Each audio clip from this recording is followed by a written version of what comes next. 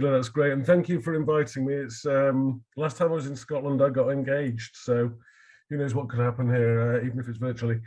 Anyway, yes, so I'm Kev Jones. I'm the head of workforce for the MYA. As you probably know, the MYA is the PSRB for youth work in England, and we've got a vision. This is the background to the workforce strategy. The vision for the MYA is about having a sort of baseline of youth services, and the baseline we've sort of set is that we want at least 2 professionally qualified youth workers in every single high school catchment area in the country, supported by outreach and detached staff, supported by volunteers, supported by level 3 qualified staff. And that will require, it's aspirational, that vision. We don't have the investment from government to achieve it. It'll require £1.2 billion a year. And so, but I think it's a noble vision. I think it's right. It gives access to youth work to all young people in the country. And the bit of work that I was tasked with, which I want to talk a little bit about today, was the development of the workforce strategy. So I'm going to just give you a very quick summary of the main themes of the workforce strategy. I'm going to focus on a couple of them, about sort of particularly to do with how they relate to defining youth work and what's important in youth work to me, really. And then I'm going to sort of relate that to young people's rights, because I think the two are absolutely knitted together. So let me share my screen. Here we go. Share. Excellent. Hang on a sec.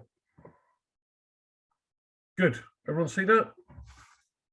Good stuff. Right, so you know who I am. Right, so the workforce strategy.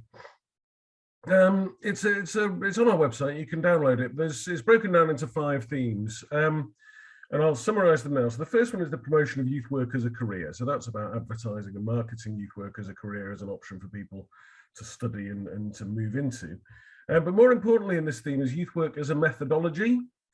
And the reason for that is that I think increasingly, and particularly since the financial difficulties of 2008, youth work's become fairly ill-defined as a methodology. And one of the drivers for that is that certainly in England, and I think the same is the case in Scotland, the service has become atomised. So where we used to have local authorities delivering youth work and having a fairly clear understanding of it, in various places it's now delivered by 30 or 40 different organisations, all funded by different funders, all working to achieve different outcomes. And the sort of bones of youth work are there, but it's meant that people who are outside the practice, so funders, decision makers, whatever, don't often understand what it is that makes youth work, because they're focusing on what youth work achieves. And I wanted to refocus on what makes youth work. And so I'm going to be talking a little bit about that later. The next theme is training and education of practitioners. That's pretty straightforward. That's making sure that at every level of the service, from volunteer through to professionally qualified, you still have routes into the profession and routes to develop your knowledge when you're in it. There's a couple of big things going on in England at the moment with that. One is the launch of the level 3 and level 6 apprenticeships. Level 3 is already up and running. Level 6 will be starting from September. And the second is we've got a whole new suite of CPD units looking at specialisms in youth work, which I'm very excited to be launching in January. Third theme is links between training organisations and service providers, and that's to encourage that symbiosis between the training part of the sector and the practice part of the sector, which exists in some areas and needs some help in others. And so I wanted to make sure that that was endemic within the whole sector, this sort of symbiosis between those two. The fourth theme, which I'm going to talk about in some detail later on, is developing and supporting sector-specific youth work.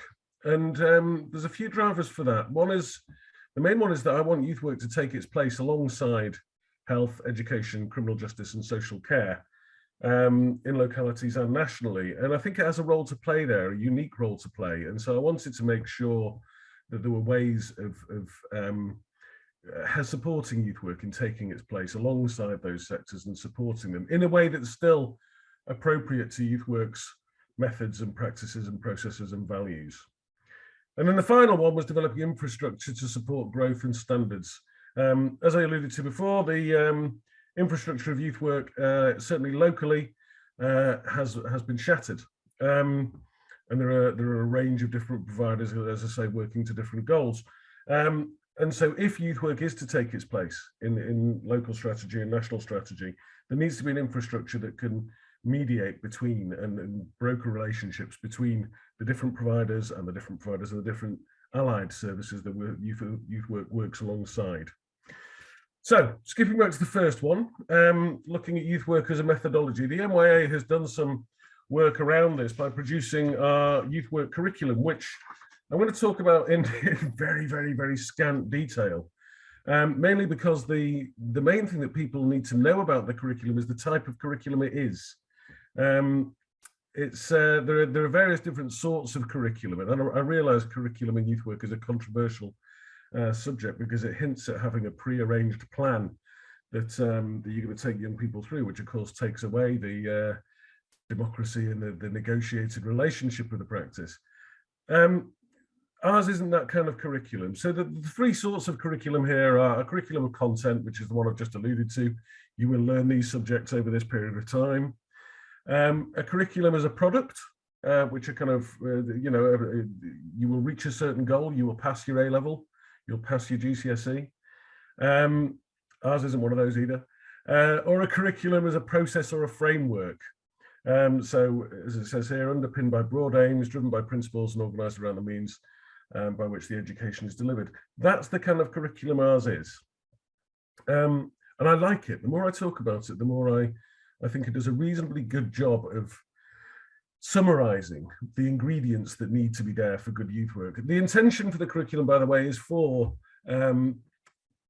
people who aren't necessarily familiar with the practice. So again, policymakers, funders, projects that don't have qualified youth workers in them perhaps. So that's the aim of the curriculum, to try and bring youth work and its core values and stuff to those people. And here it is, and I won't spend a long time on it because it'll be familiar to an awful lot of you, but the key points are really simple. First one is that it has young people at its centre. I want you to remember that because that's quite important for, I think, what youth work is and the conversation we're having about youth rights as well. Surrounding the young people are the four cornerstones: education, empowerment, participation, and equality. Youth work needs to be all of those things. It needs to move people forward. They need to learn something from it. It needs to transfer power into their hands, which again speaks to the youth rights conversation. The same with participation. It needs to be negotiated. It needs to be democratic. It needs to be allowing young people to have an influence over decisions. And it needs to be attendant to equality. Surrounding that are youth work values and ethics, which we're all familiar with, and the youth work processes, reflective practice, improvisation, negotiation, all of that. I'm going to miss the coloured bits and go straight to the blue bits around the outside, because those are external things that support the curriculum. So the National Occupational Standards, which all the qualifications in the four nations are based on, the UNCRC we've been talking about earlier on today, is a key part of youth work and informs all of it. Quality standards, there are a range of quality standards for youth work aimed at different sections of the sector, all very, very useful. And the outcomes framework, which is a piece of work that the Centre for Youth Impact have done. And it's by outcomes framework, we mean the ability to measure outcomes. Youth work should be moving people forward and should be accountable for that and should measure that. The bit that confuses people of the curriculum are the other bits. These bits around the side, art and the brightly coloured bits, art, culture and heritage, identity and belonging. And that's the bit that people think is a kind of checklist of things that we ought to be doing with young people. And it isn't that. What it is I like to phrase these as kind of lenses through which you can explore the lives of young people with them and offer some challenge. So a concrete example would be, let's say we're engaging with a group of young people around their enthusiasm for football, which is a common story I'm sure many of you will have heard. So that's fine. You're with the young people, you're playing football. You can work with them around football in a variety of ways. You could have a focus on health and well-being. Obviously, it's a healthy pursuit. You could also have a focus on identity and belonging, looking at what it means to be a particular football fan or a fan of a particular team and what that identity has within it. You can look at the heritage, culture and art of football. So if you see what I mean, those themes are levers, if you like, for working with young people to explore a bit more about their life and expand sort of their curiosity about the activities and the situations they find themselves in. So that's our curriculum, and that's our effort, or one of our efforts, to start defining youth work as a methodology for people who may not be familiar with it. The other bit of the workforce strategy that I want to spend a little more time focusing on, and I've got 5 minutes left to do it, so I'll have to be quick, is this bit: developing and supporting sector-specific youth work. So by that, I mean health, education, criminal justice, and social care. Obviously, there's housing, employment, all of that as well. Now, when I was thinking about this, I was trying to think what youth work brought to these sectors. And it struck me that the one thing that youth work brings that these sectors need is that youth work is focused first and foremost on the development of a relationship with young people. And that struck me as the most important aspect of youth work, the one thing that it brings that these services don't necessarily have. I want to illustrate that by very quickly talking about a local authority that I did some work with recently. Now, this local authority had mental health crisis teams whose job it is to work with young people who are in crisis, who are suicidal. When these young people are found in crisis, this crisis team is called, and it's a 72-hour intervention involving nurses, social workers, doctors, police, and a youth worker on every team. And I spoke to the commissioners about this and asked them why they'd employed youth workers. And they said they'd employed youth workers for their engagement skills. And I asked them what youth workers' engagement skills were, because I wasn't sure that youth workers have got any skills that other sectors don't have in equal measure. And the commissioner told me they, communication skills, empathy, that sort of thing. And I was thinking, well, police have better communicate or are better trained in communication skills than youth workers. Nurses and social workers are empathetic. And what struck me was that the thing about youth work that gives us this ability to engage with young people that other services are envious of was that we employ those skills in a different way. We go through the youth work process, and the formation of the youth work relationship is essential to what you end up with, the product, the relationship that is developed. And some of the axioms that we have in youth work make sense when you look at them through that lens, when you look at them through the lens of how the youth work relationship is formed. So the voluntary relationship, the fact that young people can walk away from it, that means that we have to change the way we work so that it's relevant, interesting, fun for young people. And what that means is that when the relationship is developed, they expect that. They expect some input into the content of the activity in that relationship and whatever else. Flexibility, program location focus. Again, that speaks to the sort of democratic involvement of young people. If they don't like where you're seeing them or where you're meeting them, they can change it and they can suggest that, and you have to listen. And again, when the relationship is formed, they bring with them that expectation that there's going to be some flexibility around what their needs are. Third one, unconditional positive regard. Young people do make mistakes. Young people do expect to see, or in a youth work relationship, should expect to see some consequences of those mistakes, but they should also expect to be forgiven and to be worked with again. And that brings a degree of trust. It brings a degree of knowing that the youth worker can be relied upon when the relationship is fully formed. And I'll talk about why that's important later. And the final thing is that it's an asset-based approach. It's about strengths. It's about how we can use our resources, whether they're within ourselves, within our communities, within our relationships, to move the young people forward.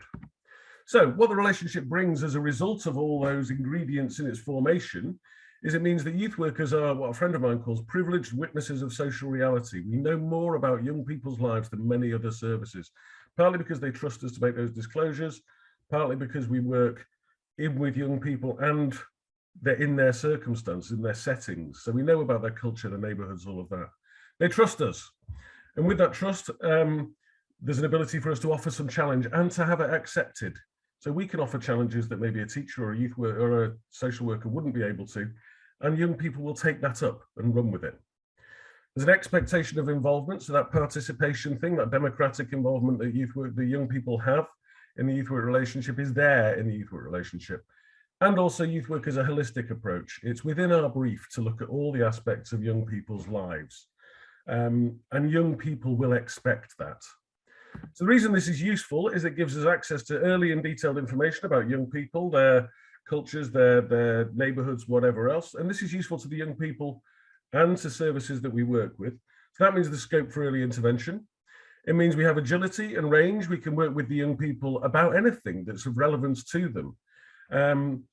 It means we have the ability to offer challenge and acceptance, as I said, and it means we can support those young people in their engagement with services. We can walk with them through their engagement in services that affect their lives. So whether that's social services or criminal justice or education services or health services, we're trusted and able to offer the challenge of walking with them through those environments.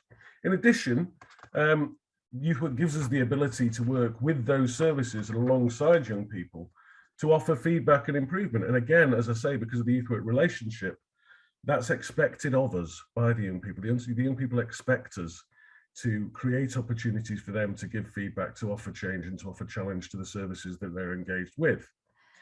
And so that's why I think Youth Work plays a key role in all those services, the health, education, criminal justice and social care, because we're the only ones that bring that depth of relationship and all the benefits it has with it. I just want to round off with what that says about Youth Work being human rights work, and I'm sure we've covered much of this, so I won't spend a long time on it. But if that relationship is the thing that Youth Work is focused on, then the cornerstones of Youth Work have an implication, have a meaning to do with human rights. Equality is a rights issue. Participation, as has been discussed before today, is a rights issue. Education within Youth Work is about young people exploring their own lives, their own abilities, their own contexts, and finding ways to change them. And that's about rights. And empowerment, obviously, is rights stuff. Youth Work is dynamic. It is focused on change. It is focused on improvement, which speaks directly to the rights conversation. It's concerned with the situations that young people exist in. So it's concerned with peer group, with family, with society, with community, and with improving that for young people. And it's very well placed to be able to do it. But the final point that I want to end on, I think, is that because Youth Work is focused on the development of a particular kind of relationship that no other service has with young people, among all the services, it's the one that most approaches young people, giving them the dignity that they're entitled to through the rights debate, through listening to them, through paying attention to what's going on in their lives and in all their lives. And so I think Youth Work is uniquely human rights work because of that aspect and that aspect of the development of the relationship. I've gone over by 2.5 minutes, so I shall stop sharing. And if anyone's got any questions, then that would be great.